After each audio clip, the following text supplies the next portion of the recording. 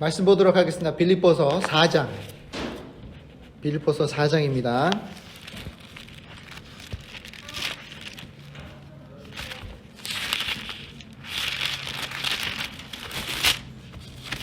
빌립보서 4장 6절, 7절 같이 보도록 하겠습니다. 제 거로는 신약성경 322장입니다. 빌립보서 4장 6절, 7절 말씀 같이 보도록 하겠습니다. 짧기 때문에 우리 다 같이 읽도록 하겠습니다. 신약성경 322장, 빌립보서 4장 6절, 7절 말씀입니다. 우리 다 같이 읽도록 하겠습니다. 읽겠습니다. 시작. 아무것도 염려하지 말고 다만 모든 일에 기도와 간구로 너희의 구할 것을 감사함으로 하나님께 아뢰라. 그리하면 모든 지각에 뛰어난 하나님의 평강이 그리스도 예수 안에서 너희 마음과 생각을 지키시리라. 아멘. 우리가 계속해서 기도에 대해서 기도 시리즈를 하고 있죠. 기도에 대해서 배우고 있습니다. 첫 번째 제가 말씀드린 것은 개인적인 기도의 시간이 더욱더 늘려야 되고, 두 번째는 합심 기도를 우리가 늘려야 된다고 했습니다. 세 번째는 우리가 어려운 상황에서는 어떻게 해야 될까요? 당연히 기도해야 된다는 건 우리가 다 알고 있습니다. 근데 왜일까요? 그리고 우리가 어떤 자세로 이런 상황을 맞이해야 되는지를 잠시 말씀드리도록 하겠습니다. 여러분, 이게 싫어요. 진짜 싫어. 어떠한 젊은 여성이 19살인가 그래요. 19살인데 오른팔에 암이 생겼어요. 오른팔에. 그래서 이제 이 여러 가지 치료도 하고 항암 치료도 하고 방사선 치료도 해봤는데 자꾸 팔이 자꾸 암이 퍼지는 거예요. 그래서 이제 의사가 결론 진 게 뭐냐면 다른 방법이 없다. 팔을 절단해야 된다라고 결단을 내렸습니다. 그러니까 이 젊은 여성이 얼마나 마음이 아팠겠어요. 19살밖에 안 됐는데 팔을 절단해야 된다는 거예요. 살고 싶으면 절단해라 그러는 거예요. 그래서 이 여성이 너무 화가 난 거예요. 왜 내가 암이 걸렸는지, 그 암 때문에 내 오른팔에 또 왜 암이 걸려가지고 내가 이제는 불구가 돼야 되는가 라는 정말 화가 확 나더래요. 그래서 나 모르겠다 그러고 자르기로 결정을 하고, 자르는 김에 좀 한번 좀 재미를 보자 그래가지고 친구들한테 얘기를 했대요. 너네들이 나한테 해주고 싶은 말이 있으면 내 오른팔에다 다 적어 그래요. 그래서 막 적었대요. 그리고 절단한 팔을 관에다 넣고 장례식을 치우려고 장난으로 장례식을 치우자 그래서 장례식을 치렀어요. 근데 뜻밖으로 이 처녀가 오른팔 이게 사진도 있어요. 팔을 이렇게 관에다 놓고 장례식을 치르는데 뜻밖의 일이 일어납니다. 그렇게 팔이 미웠대요. 얘 때문에 내가 불구가 됐어. 얘 때문에 나는 이제 인생 망쳤어. 라고 막 이제 신경질을 내면서 미워할 마음으로 이제 장례식을 치렀는데 막상 오른팔을 이렇게 보니까 갑자기 눈물이 나오더래요. 그 눈물 뚝뚝뚝 흘리면서 뭐라 그랬냐면 무슨 생각이 들었냐라고 했더니 이런 말을 했습니다. 나는 내 오른팔이 미웠다. 오른팔이 미웠고 오른팔이 보기 싫었다. 그런데 막상 오른팔을 장례식을 치르다 보니까 오른팔이 나를 살리기 위해 희생을 했구나라는 생각이 들었다라고 말을 했습니다. 그래서 너무 슬프더래요. 그러니까 나를 살리기 위해 오른팔이 희생을 한 거래요. 그렇게 생각이 들더래요. 예수님도 우리를 위해 희생을 하셨습니다. 많은 사람들이 이래요. 왜 예수님이 오셨습니까? 우리가 오라고 했습니까? 우리가 와달라고 했습니까? 근데 왜 왔어요? 그렇게 말을 하는 사람들도 있어요. 하지만 예수님 우리들을 위해 오셨다는 겁니다. 그 오신 예수님이 말씀하시기를 너희들은 어려운 상황이 있었을 때 뭐라고 그러죠? 잠깐 다 그 말씀을 잠깐만 가주세요. 6절. 뭐라고 했죠? 아무것도 염려하지 말라 그래요. 아무것도 염려하지 마라. 근데 그게 말이 쉽죠, 그죠? 나한테 힘든 일이 생기면, 나한테 어려웠고, 나한테 뭔가 안 좋은 일이 생기면, 걱정을 안 할 수가 없어요. 그렇잖아요? 우리가 현실적으로 한번 얘기해 볼게요. 현실적으로 얘기하면, 나한테 어려움이 다가오고, 나한테 정말로 감당하기 어려운 일이 다가오면, 걱정이 안 되는 사람이 어디 있겠어요? 그건 인간이 아니겠죠. 걱정을 하겠죠. 누군가가 내가 사랑하는 사람이 만약에 아프다. 정말 힘든 상황에 처해져 있다. 당장 내일 밥을 어떻게 먹어야 될지도 모르겠다. 어디 끼니를 때울 수가 없다라는 생각이 든다고 생각해 보세요. 걱정 안 하시겠어요? 걱정 안 하시겠다면 저는 거짓말한다고 생각합니다.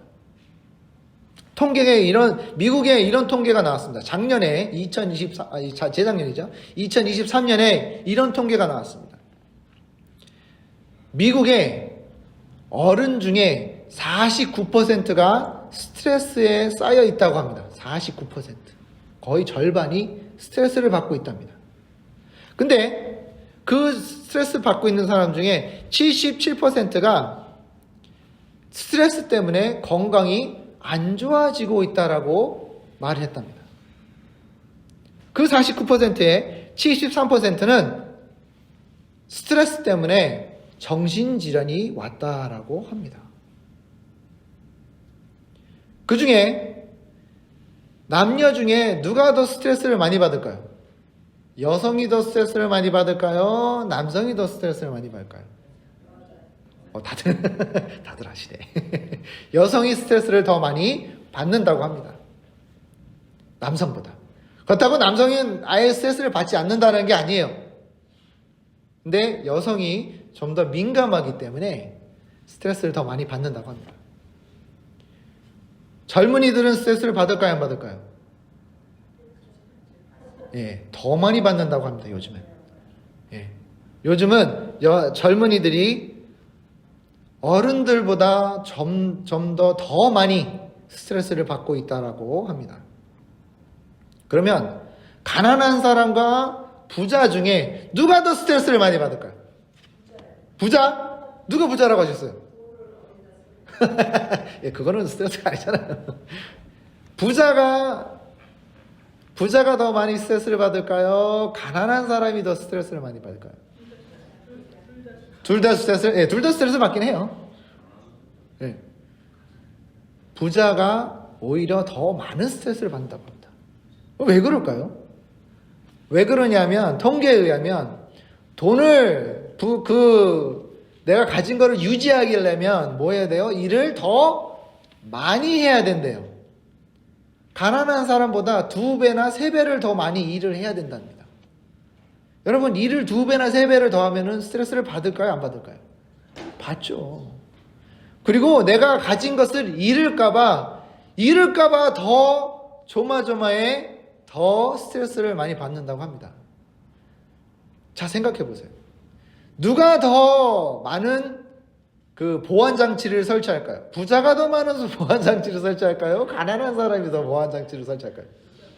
부자요. 왜? 있는 거 뺏기기 싫어서. 그렇잖아요.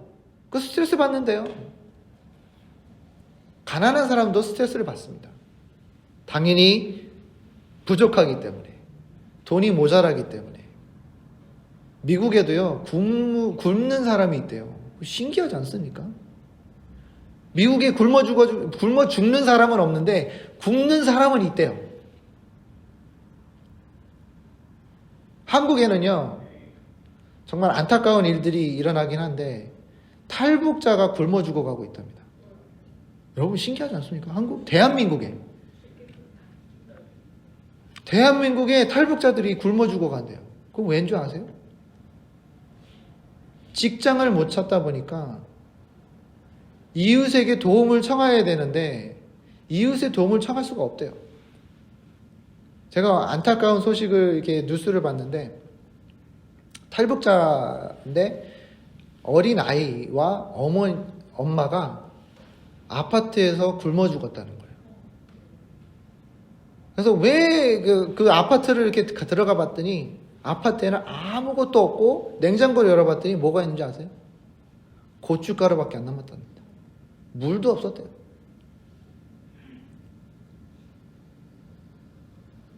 사람들이 놀랬대요. 왜 대한민국까지 와가지고 굶어 죽었느냐. 스트레스를 받는 거예요. 그 엄마가 얼마나 힘들었겠어요. 그 아이가 이 해부를 해보니까 아이가 먼저 죽었대요. 아이가 먼저 굶어 죽었대요. 그래서 그 아이를 엄마가 꼭 끼안고 죽었대요. 둘 다 굶어 죽었다는 거예요. 선진국에서 사람이 굶어 죽어가고 있답니다. 우리는 어떤 상황이든 힘든 상황이 있어요. 힘든 상황이 있어요. 어려운 상황을 맞이할 때가 있고요. 내가 감당할 수가 없을 만큼 힘든 상황들이 나한테 다가온다는 겁니다. 누구나 다 그래요. 이거는 예외가 없습니다. 누구나 다 힘들고 어렵고 나한테 감당하기 어려운 일들이 나한테 다가올 수 있다는 겁니다. 누구나 다. 여기 계신 모든 분들 다 그래요. 예외는 없습니다. 이런 사실들을 우리가 알면서도 우리는 내가 이것을 해결해 보려고 합니다. 내가 해결해 보려고 하고 내가 어떻게든 잘 극복해 내보려고 열심히 노력을 합니다. 열심히 나가서 내가 열심히 뛰고 열심히 노력하고 열심히 내가 힘을 다해 노력을 한단 말이에요. 그런데도 불구하고 내가 나한테 주어지는 건 뭡니까? 스트레스밖에 없다라는 거예요. 왜 스트레스를 받을까요? 내가 해결할 수가 없어서. 스트레스는요, 아주 간단한 겁니다. 왜 스트레스가 오는가 하냐면, 내가 컨트롤가 안 되기 때문에, 내가 내 상황을 내가 원하는 대로 조절할 수가 없기 때문에 스트레스가 온다라는 거예요. 이거는 간단한 심리입니다. 심리예요.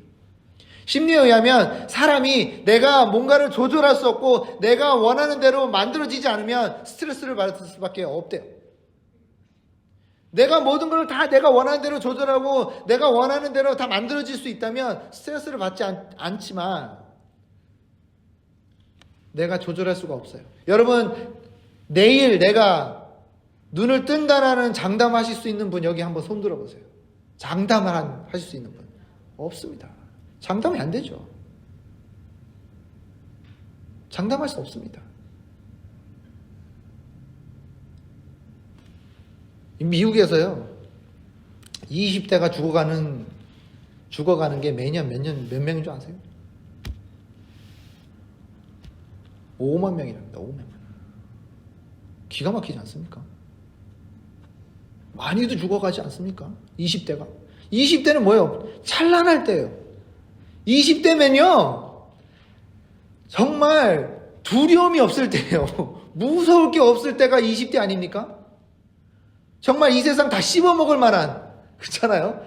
내가 이 세상을 다 씹어먹을 수 있는 만한 그 박찬 용기와 힘이 솟아날 때가 20대예요. 근데 20대들이 죽어가고 있습니다. 장담 못합니다. 내일을 장담 못하고 내일이 어떻게 언제 어느 일이 일어날지도 모르는 게 내일이에요.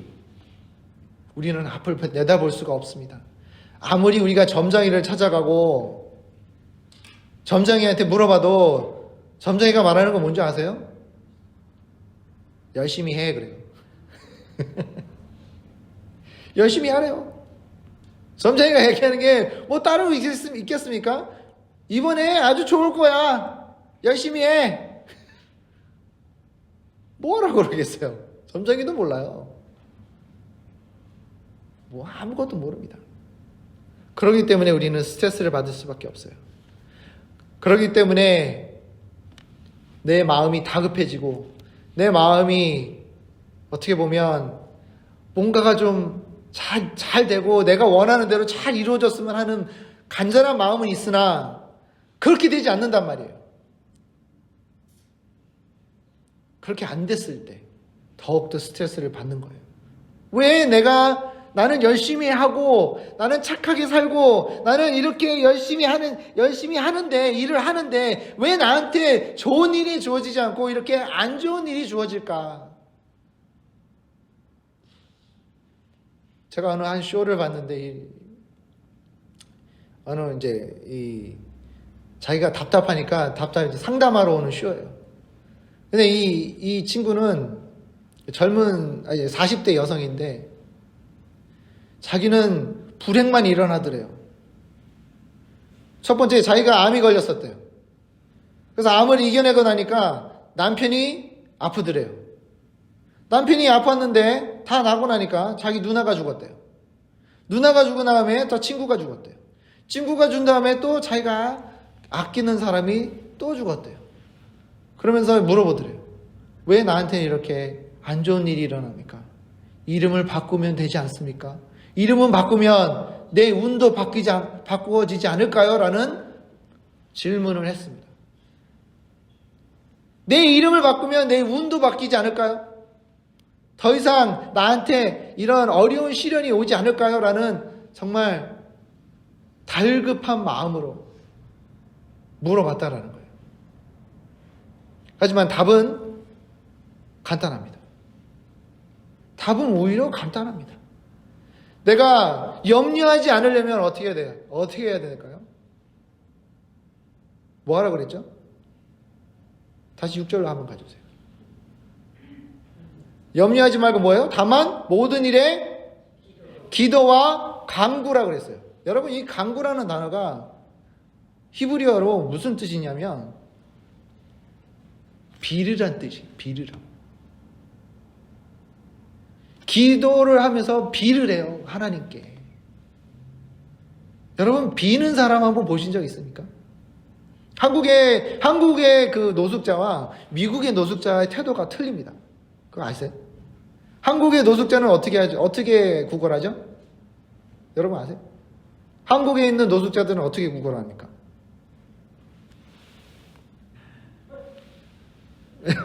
아시죠? 이래요. 이러고 있어요. 무릎 꿇고 이러고 있어요. 미국은 어떻게 구걸할까요? 어이, 잔돈 있어? 이래요. 잔돈 있으면 나 좀 줘. 이래요. 태도가 완전히 틀리죠. 한 사람은 빌고 있어요. 한 사람은 있는 거 내놓으래요. 자기 것처럼. 당신 나한테 돈 맡겼어? 왜 달라고 그래? 그래요.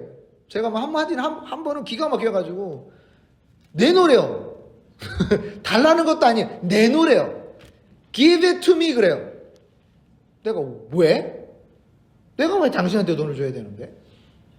그랬더니 너는 돈 있잖아 그러는 거예요.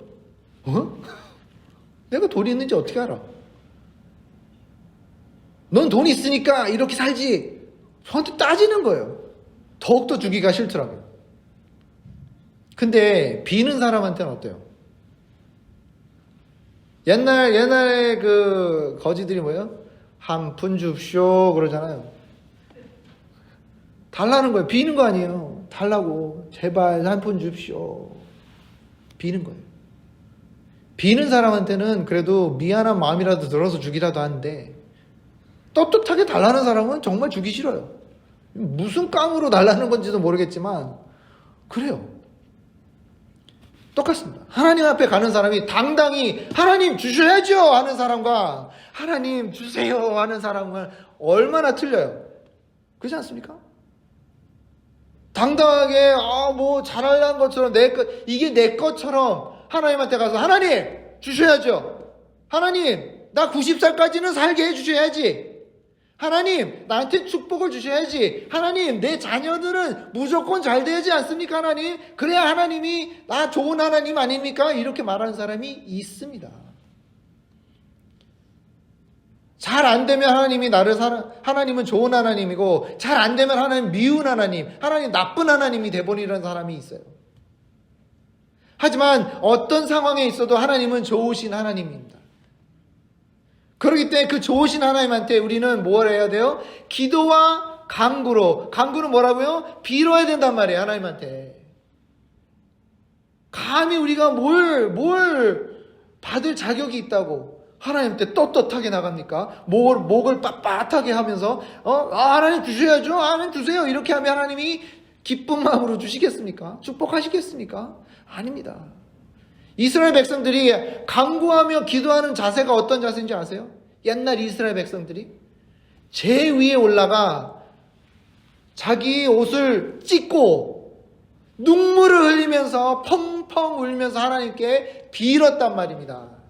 이스라엘 백성들이 포로가 되어서 자기 나라를 잃고 포로가 되어서 낯선 나라에 가가지고 노예로 일하면서 하나님께 어떻게 했다고요? 기도와 간구로 빌었단 말입니다. 하나님한테. 하나님 자유를 주세요. 하나님 우리 나라 다시 찾게 해주세요. 빌었단 말이에요.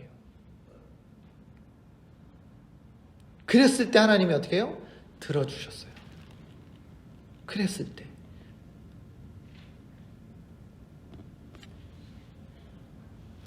빌어야 됩니다. 마태복음 6장 7절에 또 기도할 때 이방인과 같이 중언부언하지 말라. 저희는 말을 많이 하여야 들으실 줄 생각하느니라. 여러분 기도하실 때 이럴 때가 있죠. 그냥 아무 생각 없이 그냥 줄줄줄 나오는 기도. 그냥 외우듯이 주기도문 외우듯이 주여 아버지 하나님 감사합니다. 오늘도 주님 함께 해주시고 오늘도 이런 더 하시고 감사합니다. 이게 이런 정말 마음에서 우러나는 기도와 그냥 아는 거를 그냥 줄줄줄줄줄 외우는 기도가 틀려요. 기도는 길다고 그 거창한 단어들이 많이 들어간다고 좋은 기도라는 거는 아니라는 거예요. 간단한 기도. 만약에 5살 어린아이가 와가지고 하나님 사랑해요. 하나님 저 돌봐주세요. 우리 가족 사랑해주세요. 라고 기도하면 그 아이의 기도는 형편없는 기도입니까? 그 기도는 안 들어주실 겁니까? 뭐 이딴 기도가 다 있어 그래요? 하나님이? 절대로 그러지 않습니다. 마음에서 우러나는 기도가 진정한 기도입니다. 길게 했다고. 저는요, 제가 기가 막힌 기도를 한번 들어본 적이 있습니다. 식기도 할 때 몇 분 하면 딱 알맞을까요? 송 목사님 한번 말씀해 주세요. 식기도 할 때 몇 분 정도 해야 딱 오를까요? 간단해야죠, 그죠? 빨리 먹어야 냄새 맡고 있는데 배고픈데 제가요 어느 한 장로님이 식기도 하시는데 34분을 기도했어요. 나중에는 무슨 기도를 하시냐고 어떻게 들어봤더니 세계평화를 위해 기도하고 있더라고요. 아니 식기도인데 무슨 예배를 위해 기도한 것도 아니고 식기도에 식기도. 근데 이 장로님이 기도를 너무 하고 싶으셨나 봐. 야, 딱 이때다 그러면서 주여 아버지 막 이러면서 기도를 하시는데 나중에는 이 지구의 이 모든 세상을 주님의 평화로 막 이렇게 기도하시는 거예요. 막 배고파 죽겠는데 아이들은 난리가 났죠. 왜 머미 막 배고파 막 이러고 있는데 이 장로님은 세계 평화를 위해 기도하고 있단 말이에요. 그 기도가 진실된 기도인지는 저는 모르겠어요. 진정한 기도는 길다고 좋은 게 아니에요. 거창한 말이 들어가요. 좋은 게 아닙니다. 진정 마음에서 우러나는 기도와 내 마음을 하나님께 빌면서 할 때 정말로 하나님이 간절히 들어주시지 않을까 하는 생각이 듭니다. 골로새서 4장 2절에 기도를 항상 힘쓰고 기도에 감사함으로 깨어 있으라라고 했습니다. 기도에 감사가 안 들어가면 좀 이상해요. 감사가 들어가야 되지 않을까요? 내가 원하고 다급하고 필요한 말을 당연히 기도 안에 해야 되겠지만 감사가 빠지면 좀 이상합니다. 감사하지 않는 기도는 좀 뭔가가 이상한 기도예요. 감사할 줄 아세요. 그게 진정한 기도입니다. 간절한 기도 필요합니다. 진정한 기도 필요합니다. 예수님도 십자가 지시기 전에 겟세마네 동산에서 어떻게 기도하셨다고 그랬죠? 눈물이 뭐처럼? 피방울처럼 피부가 흐르듯이 기도하셨다고 그랬어요. 얼마나 간절하면, 얼마나 다급하고, 얼마나 힘들면 아버지께 빌었단 말이에요. 기도를 빌을 정도로. 예수님도 그랬는데 우리가 뭔데 그렇게 기도하지 않을까요? 여러분, 누구나 다 스트레스가 쌓이는 삶을 살아가는 사람들이 우리 삶에 없는 사람들이 없어요. 교회 오면은 다 미소를 짓고 모든 게 다 평탄하고 다 좋아 보이죠? 그렇지 않다는 겁니다. 다는 아니겠지만 대부분 누군가는 다 뭔가가 안에 근심 걱정이 있단 말이에요. 오리는 뭐예요? 위에 떠 있는 오리는, 물 위에 떠 있는 오리의 모습은 뭐예요? 우아합니다. 근데 물 밑에 있는 오리의 다리는 어떡하다고요? 물 위에 떠 있으려면 발이 막 이렇게 헤엄쳐야 된대요.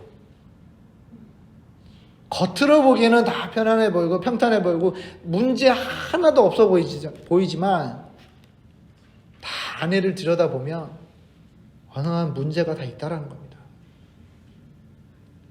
다 똑같아요. 다 똑같은 배 안에 있는 사람들입니다. 힘들어요. 삶이 힘듭니다. 마태복음 14장 27절 29절에 나오는 그 장면이 무슨 장면이냐면 아까도 말씀드렸지만 예수님이 물 위로 걸어오는 장면입니다. 막 폭풍이 있어요. 바람이 치고 바람이 세게 불고 물이 배 안으로 막 들어옵니다. 이 제자들은 난리가 났어요. 아이고 어떻게 무서워하고 있는 그 저녁에 물 위에 누군가가 걸어오고 있었어요. 누가 걸어오고 있었다고요? 예수 그리스도가 물 위로 걸어오고 있었습니다. 근데 그 많은 제자들 중에 단 한 명이 예수님을 향해 물어봅니다. 누구라고 그랬죠 아까? 베드로. 베드로가 예수님한테 그래요. 예수님이 허락하시면 나도 물 위를 걷게 해주소서라고 물어봅니다. 그때 예수님 뭐래요? 와라. 그랬을 때 이 베드로는 너무나 신났어요. 예수님만 바라보고 그 배 안에서 물 위로 자기 발을 디딘단 말이에요. 예수님만 바라보고 봤을 때는 아무런 문제가 없었어요. 근데 어떻게 했죠? 몇 자국 가다가 주위를 들어봤어요. 주위를 들어봤다는 얘기는 뭐예요? 예수님을 더 이상 믿지 않았다라는 거예요. 예수님을 의심했다라는 거예요. 예수님만 바라보고 갔으면 예수님한테 달려가 안길 수도 있었단 말이에요. 근데 몇 자국 가다가 물이 막 이러는 거예요. 바람이 막 느껴지기 시작해요. 그럼 어떻게 해요? 바로 물에 빠져버렸어요. 우리가 예수님만 바라보고 간다면, 우리가 기도로, 간구로, 하나님께 비로, 모든 것을 하나님께 맡긴다면 우리는 문제가 없을 것입니다. 하지만 우리가 문제가 생기는 이유가 뭐예요? 자꾸 하나님을 바라보지 아니하고 내 자신을 바라보고 남을 바라보고 남에게 해결해 달라고 빌고 있고 남에게 의지하고 있고 뭔가가 하나님 외에 다른 것에 의지를 하고 있기 때문에 내가 자꾸 물에 빠지는 모습을 보일 수밖에 없다라는 겁니다. 어려운 상황에서도 우리는 기도할 줄 아는, 올바른 기도할 줄 아는 사람이 되어야 되는 것입니다. 누구에게나 다 어려움이 있습니다. 어려움이 있어요. 그렇기 때문에 우리는 더욱더 하나님 앞에 걱정, 근심하지 말고 기도와 간구로 나가야 됩니다. 그랬을 때 우리에게 주어지는 것이 하나 있습니다. 7절 한번 가주세요. 7절. 그리하면 뭐라고 해요? 모든 지각에 뛰어난 뭐예요? 내가 알고 있는 것을 넘어선단 말이에요. 하나님의 평강이 누구 안에서? 그리스도 예수 안에서. 이 평강이 예수 그리스도가 주시는 평강은요, 이 세상에서 줄 수 있는 평화가 아니에요. 말로 표현을 할 수 없는 만큼 너무나도 좋고 너무나도 편안한 게 하나님이 주시는 평강이에요.